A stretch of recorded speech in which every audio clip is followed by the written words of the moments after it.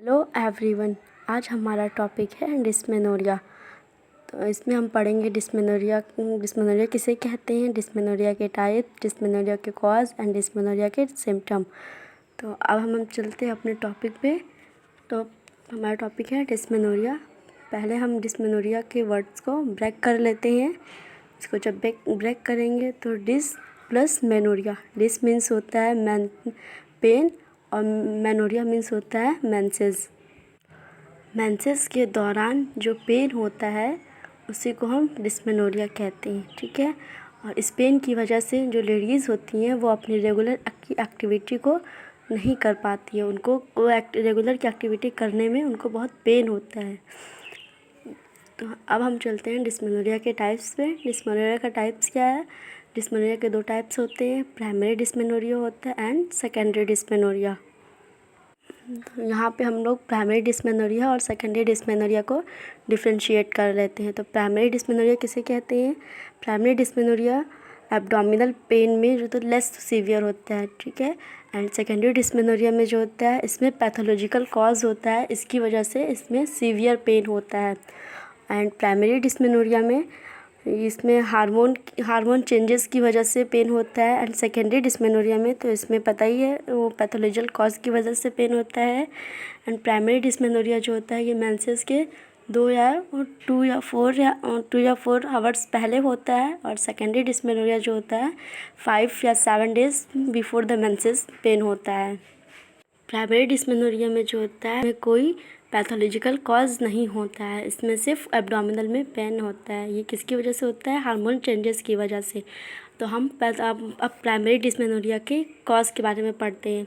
तो इसमें जो होता है डिसरिदमिक वो यूट्राइन कॉन्ट्रैक्शन होता है, मतलब यूट्रस में जो होता है कॉन्ट्रैक्शन रेगुलर वे में नहीं आता है, इरेगुलर वे में आता है, जिसकी वजह से हाइपोक्सिया कॉज हो जाता है, ठीक है। एंड या मायोमेट्रियम जो होता है, यूट्रस की जो लेयर होती है मायोमेट्रियम, उसका एनाटॉमिकल स्ट्रक्चर जो होता है सही से नहीं बना होता है, या फिर उसके फंक्शन में कोई प्रॉब्लम होती है, इसकी वजह से कॉज होता है। और इन ओव्यूलेटरी साइकिल में जो होता है जब इंडोमेट्रियम स्प्रेड ऑफ होती है तो प्रोस्टाग्लैंडिन एंड प्रोजेस्टेरोन का सिक्रेशन होता है, ठीक है। एंड उसमें प्रोस्टाग्लैंडिन जो होता है सबसे ज़्यादा, जब इंडोमेट्रियम स्प्रेड ऑफ होती है सबसे ज़्यादा प्रोस्टाग्लैंडिन निकलता है। और प्रोस्टाग्लैंडिन निकलता है, इसकी वजह से क्या होता है? इसकी वजह से पेन होता है।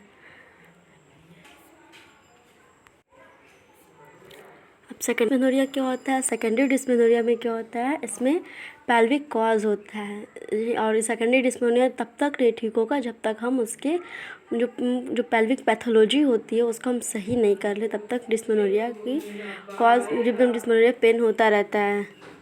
एंड अब डिस्मेनोरिया, अब इसमें कॉज देख लेते हैं डिस्मेनोरिया के। सेकेंडरी डिस्मेनोरिया कॉज में क्या होता है? सेकेंडरी डिस्मेनोरिया कॉज में पहला कॉज जो है इंडोमेट्रियोसिस पढ़ लेते हैं। इंडोमेट्रियोसिस क्या होता है? इंडोमेट्रियोसिस में यहाँ पे हम स्ट्रक्चर में देखते हैं तो जहाँ हर जगह देखिए आप लोग, इसमें रेड ब्लीडिंग की तरह रहता है। तो इंडोमेट्रियोसिस मतलब क्या होता है? इंडोमेट्रियम से वर्ड तो होता है यूट्रस से रिलेटेड है, मीन्स यूट्रस की जो वॉल होती है। तो इंडोमेट्रियम का काम क्या होता है?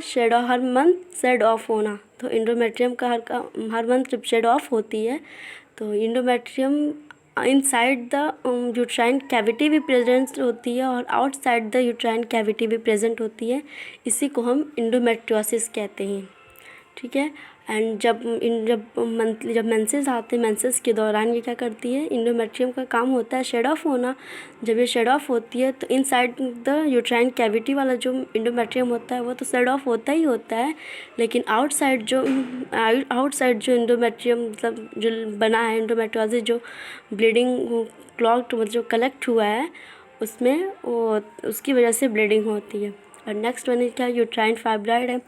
तो हम यूट्राइन फाइब्राइड के फिगर में देख लेते हैं। फिगर में क्या देखिए, यहाँ पे मांस जो है हैंग हुआ है, मतलब मीन्स लटका हुआ है, मांस जो होता है लटक रहा है, इसी को हम यूट्राइन फाइब्राइड कहते हैं।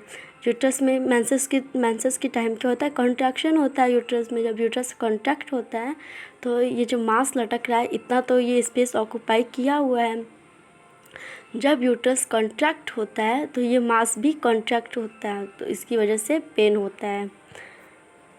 एंड अब तीसरा क्या है, पेल्विक पीआईडी है। पीआईडी मीन्स होता है पेल्विक इन्फ्लेमेटरी डिजीज़ कहते हैं, ठीक है। इसमें जो होता है इन्फेक्शन होता है, इन्फेक्शन की वजह से पस फॉर्मेशन हो जाता है, और हमें पता है जहाँ इन्फेक्शन होता है, जहाँ इन्फ्लेमेशन होता है वहाँ पे एडिमा होता है, इसकी वजह से पेन होता है। अब क्या है, पेल्विक कंजेशन या फिर पेल्विक में कोई कंजेशन हो गया। फिर तीसरा कॉज है सर्वाइकल स्टेनोसिस। सर्वाइकल स्टेनोसिस मतलब क्या होता है, नैरो होता है, मतलब सर्विक्स जो होती है, सर्विक्स की जो ओपनिंग होती है वो नैरो हो जाती है। और यहाँ पे क्रोनिक पेल्विक इन्फेक्शन हो गया, या तो फिर पेल्विक में कोई लंबे समय से कोई इन्फेक्शन हो, इसकी वजह से होता है, बढ़िया कॉज होता है। अब नेक्स्ट वन जो है वो हम साइन एंड सिम्टम पढ़ेंगे। साइन एंड सिस्टम में डायग्नोसिस इवैल्यूएशन करेंगे, तो उसमें हिस्ट्री कलेक्शन लेंगे। हिस्ट्री कलेक्शन क्या लेंगे कि कब से एक्सेसिव पेन हो रहा है, मतलब पेन कितने दिन से हो रहा है, और इसमें कोई पेल्विक में इन्फेक्शन तो नहीं हुआ था, या फिर मिसिंग मेंसेस तो नहीं है। फाइब्राइड में क्या होता है, मेंसेस मिस होते हैं, ठीक है। फैमिली हिस्ट्री लेंगे कि आपके फैमिली में किसी को ये प्रॉब्लम थी या नहीं थी, किसी को फाइब्राइड हुआ था या नहीं हुआ था, किसी को पीआईडी हुआ था या नहीं हुआ था, ये सब हम पूछेंगे पेशेंट से। हम फिज़िकल एग्जामिनेशन उनका करेंगे, तो पेशेंट को कम्प्लीटली एग्जामिन करेंगे, यूट्रस का पेन असिस्ट करेंगे with the help of facial expression से, ठीक है। वेजाइनल एग्जामिनेशन से हम उसका पेन देखेंगे। अब हम सिस्टमेटिक सिम्टम देखेंगे, तो इसमें क्या होता है, नोज़िया लोग बताती हैं, वोमिटिंग होती है, फटीक रहता है, डायरिया होता है, हेडेक होता है, ट्रैकीकार्डिया होता है, ठीक है। और कभी कभी तो वो पेन थाई में पेन रेडिएट करते हुए बैक में पेन बताती हैं।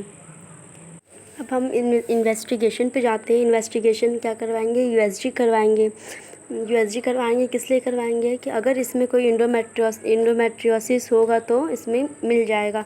जब हम यूएसजी करवाएंगे तो उनको कॉज हम लोग को पता चल जाएगा, जिसकी वजह से हम लोग ट्रीटमेंट उनका अच्छे से कर पाएंगे। दूसरा है लैप्रोस्कोपी करवाएंगे। लैप्रो मीन्स क्या होता है, लैप्रो मीन्स एब्डोमेन होता है, तो हम पेट के ज़रिए, और स्कोपी मीन्स होता है देखना, तो हम एब्डोमेन के ज़रिए अंदर के स्ट्रक्चर पार्ट पूरा देख लेते हैं, पेट के ज़रिए स्ट्रक्चर पार्ट पूरा देख लेते हैं। और हिस्ट्रोस्कोपी, अब नेक्स्ट वन जो है हमारा हिस्ट्रोस्कोपी होता है। हिस्ट्रोस्कोपी किसे कहते हैं, हिस्ट्रो मीन्स होता है यूट्रस, स्कोपी मीन्स होता है देखना। यूट्रस के ज़रिए हम अंदर के सारे स्ट्रक्चर को देख लेते हैं, जैसे फैलोपियन ट्यूब हुआ। विजुलाइजेशन कर लेंगे, विजुलाइजेशन हो जाएगा अगर कहीं इन्फेक्शन या नेक्रोसिस या फाइब्राइड मिले तो। अब हमारा क्या है, ट्रीटमेंट है। अब हम ट्रीटमेंट पे चलते हैं, तो हमारा प्राइमरी ट्रीटमेंट कैसे होगा। प्राइमरी ट्रीटमेंट पे हम एनसेड देते हैं। एनसेड मतलब non steroid anti inflammatory drug देते हैं, तो इसमें मेफेनेमिक एसिड दे देंगे, या फिर आइबुप्रोफेन दे देंगे, या फिर OCP दे देंगे, ओरल कंट्रासेप्टिव पिल दे देंगे। बिकॉज ओरल कंट्रासेप्टिव पिल हम क्यों देते हैं, क्योंकि अगर हमें एक्स्ट्रा हार्मोन को रिलीज़ करके रखना होता है, ठीक है। और OCP में हम क्या देंगे, या तो सिर्फ एस्ट्रोजन दे देंगे, या फिर एस्ट्रोजन प्लस प्रोजेस्टेरॉन का कम्बिनेशन दे देंगे, या फिर सिर्फ प्रोजेस्टेरॉन दे देंगे। और हम लोग कुछ भी दे दें, हम लोग को ड्रग्स देने का मेन मोटो क्या होता है, मेन मोटो ये होता है कि पीजी को ये डिक्रीज़ करके रखते हैं, ठीक है। और हमें जो होता है जल्द से जल्द रिलीफ करवा देंगे, तो आराम दिला देंगे। डिस्मेनोरिया में जो होता है लाइफ स्टाइल चेंज करने के लिए बोलेंगे, उनको हाइजीन मेंटेन रखने के लिए बोलेंगे, योगा और एक्सरसाइज करने के लिए बोलेंगे, और इनसे बोलेंगे बावेल को एम्प्टी रखने के लिए बोलते हैं। योगा और एक्सरसाइज हम करने के लिए क्यों बोलते हैं, क्योंकि योगा और एक्सरसाइज करने से जो होता है इन्फेक्शन से प्रिवेंशन मिलता है। हाँ, क्योंकि ये ब्लड सप्लाई को अच्छे से करेगा, और जब ब्लड सप्लाई अच्छे से होगी तो हमारे ऑर्गन अच्छे से वर्क करेंगे। अकॉर्डिंग टू आयुर्वेदा ट्रीटमेंट देख लेते हैं। आयुर्वेदा में राजा प्रवर्तनी वटी दे देंगे, या फिर पतरंगा आंसू दे देंगे। अब हम सेकेंडरी डिस्मेनोरिया के ट्रीटमेंट पे चलते हैं। तो सेकेंडरी डिस्मेनोरिया के ट्रीटमेंट जो होता है सर्जिकल ट्रीटमेंट होता है। इसमें एग्जांपल जैसे पीआईडी हो तब भी सर्जिकल ट्रीटमेंट होगा, एंडोमेट्रियोसिस होगा तब भी, फाइब्राइड होगा तब भी, सब इन सब में हमें वो सर्जिकल ट्रीटमेंट करवाएंगे। और इनके साथ साथ हम ये एस्प्रिन 300 से लेके 600 mg देते रहेंगे। क्यों देंगे? क्योंकि इसमें डबल पेन हो रहा है, एक तो कॉज की वजह से पेन हो रहा है और दूसरा जो होता है डिस्मेनोरिया की वजह से पेन हो रहा है। बस, थैंक यू। हमारा टॉपिक कंप्लीट हो गया। अगर आप लोग को मेरा वीडियो अच्छा लगे तो प्लीज़ सब्सक्राइब करें, लाइक करें एंड शेयर करें एंड थैंक यू।